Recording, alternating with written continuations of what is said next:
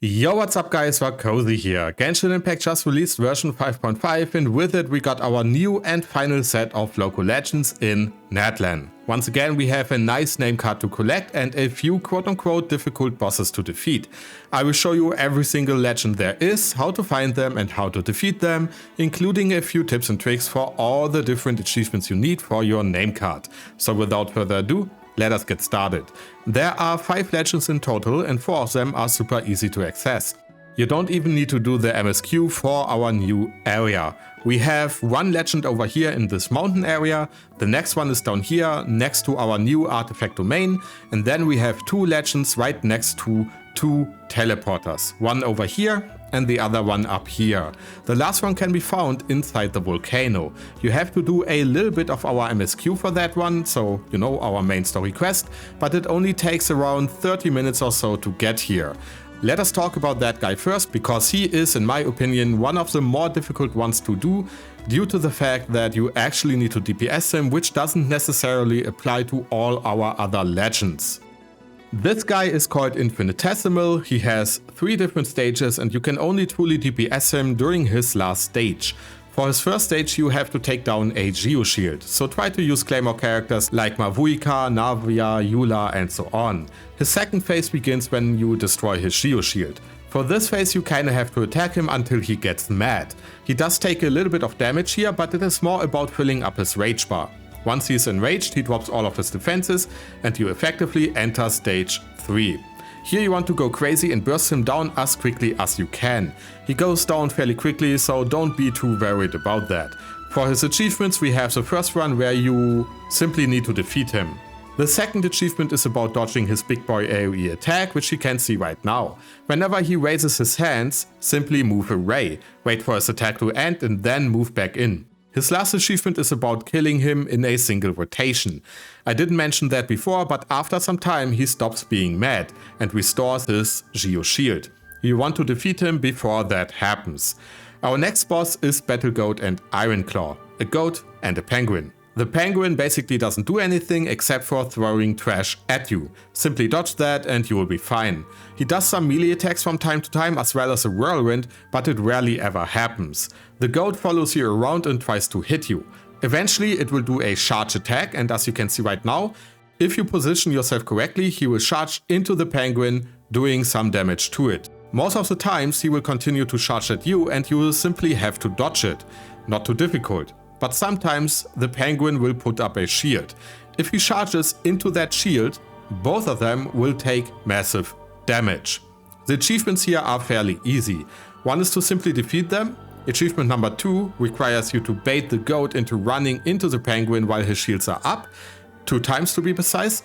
And the last achievement is to defeat them both at the same time by using this mechanic. So just bring them to low HP, wait for the goat to do the charging ability and the penguin to put up its shield, and you will win. Our third boss is called Peak. This guy is in my opinion the most difficult one, as most of his abilities tend to one-shot your characters. They are fairly easy to dodge, but you have to pay attention to them. He has 2 main mechanics, which are both kinda similar. The first one happens whenever he puts up 4 small crystals around him. You can destroy those by using electro characters, so for example Veressa, Yansan, Raiden and so on. The crystals themselves don't really do anything, but they reduce the damage taken for Peak, so you kinda want to get rid of them. His second mechanic happens, I would say, every 30 seconds or so. He creates 3 big crystals around himself and begins a charging mechanic. However, you can destroy those crystals in order to stun him and interrupt his charging. This will also be your main DPS window, so try to keep your burst rotation for when he is stunned. And that is kinda it. His achievements are to defeat him when he is stunned, and to never let him finish his charging mechanic. However, don't be me, because I accidentally defeated him a second after he recovered from his stun, so I will have to wait another 24 hours. Boss number 4 and 5 can be defeated by simply playing their mechanics. They will eventually kill themselves. For Reji, you have 2 main mechanics to be aware of. However, you can reflect both those mechanics by using a shield, causing her to take massive damage. There's not a whole lot for me to say here. Simply use a character who can, put up a shield and you're good to go. I use Lanyan for example because I have Constellation 2, but other characters will work just as well. Her achievements are to defeat her, to do the entire challenge without your shield ever breaking, and to reflect 4 bullets in a short window of time. Don't worry about quote unquote short window of time here, simply focus on reflecting them and you will be fine. Regarding your shield breaking, just do a few test runs to see how much damage you can soak and then play around that. Also, make sure to pay attention to your shield actually being up, they usually fall off after some time. Lastly, we have Tupu. This guy is a very fun boss fight and I will give you a nice little challenge here. Defeat him with a level 1 character.